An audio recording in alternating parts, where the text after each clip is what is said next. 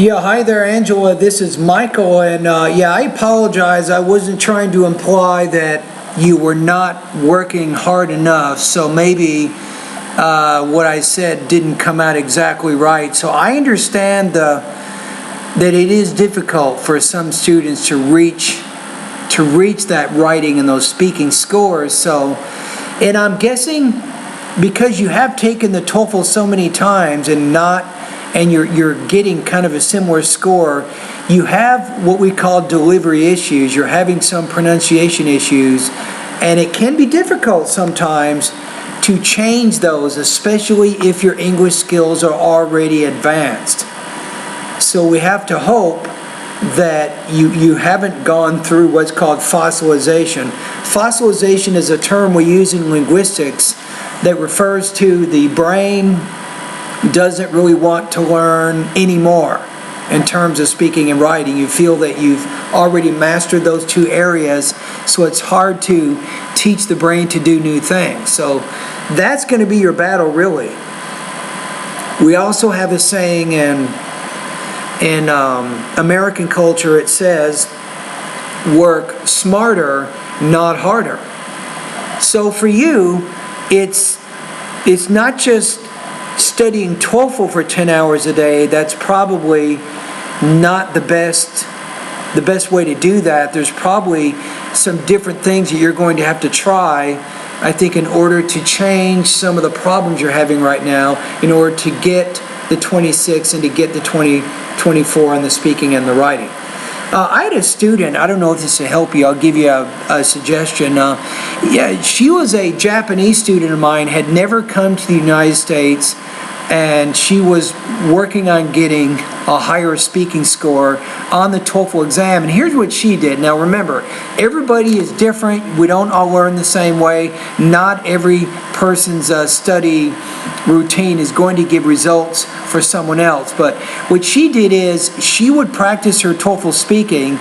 Instead of just posting the response for me to listen to and critique, she would spend over an hour and then she would post it for me. But after having practiced, I think, the speaking task for a long time, then she would post it for me, and then I would critique it in terms of pronunciation, grammar, vocabulary, and organization. And then she would take notes and write in a little journal the different criticisms that I was having with her speaking, and then she would just practice over and over and over, practice, and then 2.5 months later, she took the TOEFL exam again, and I think she got 28 points on the speaking. So she actually made a breakthrough, and she was right around what your score is. Now, I had another one of my students who was having difficulty with writing, and again, he spent maybe close to 3 months, and when I met him, his writing score was around 21 points out of 30, and he just completed practice test after practice test after practice test, Angela. I'm like, wow, man, this guy's crazy. So I think over a 3-month period, he did over 35 independent and integrated writing practice tests. And guess what? His writing score went from 21 to 29.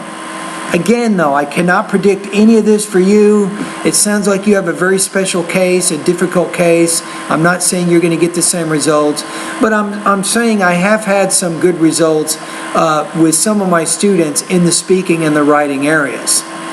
So it is possible. So what I can do is, I mean, let's be realistic here. I'm not God, I'm not a miracle worker or anything like that, but here's what I can do is when you do a practice test, if you click on the link that I sent you to my VoxyPop discussion group, you'll notice that I actually will talk to the student as I listen to the practice test, and I will tell the student what kinds of problems that he or she's having in terms of pronunciation, in terms of vocabulary and grammar, and in terms of topic development. Then, of course, then the student has to listen to those comments and then write down some notes and then practice and then post another practice test for me to comment on. That's the battle that you and I have to do. You have to post your speaking and writing practice tests. I have to give you feedback. We just go on and on and on and on until eventually I discover certain kinds of patterns, certain problems that you're having, and I can give you recommendations on what you can do to overcome those areas. You know what I'm saying? So I think it's possible. I mean, I'm looking at your situation, though. You're very busy, you're a mom, you have children, you got a lot of things going on in your life, so it's hard for you probably to dedicate a lot of time to study with all these things going on. You just have to do the best you can. Remember, though, anything that you do during the day can help you do better with TOEFL speaking. Let's say that you're driving your kids around and you listen to something on the radio in English. That's going to be helpful for you. That's going to help you. Or let's say you're going to the doctor's, whatever, and you have to wait there for a few minutes. So you pick up a magazine in English and you read that.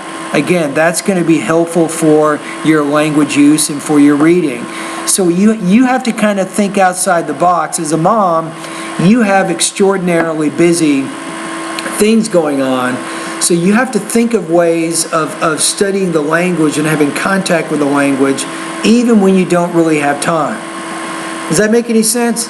Anyway, hang in there. So if you do decide to join my course at some point, I can't make you any promises, but I will help you. I will always give you feedback.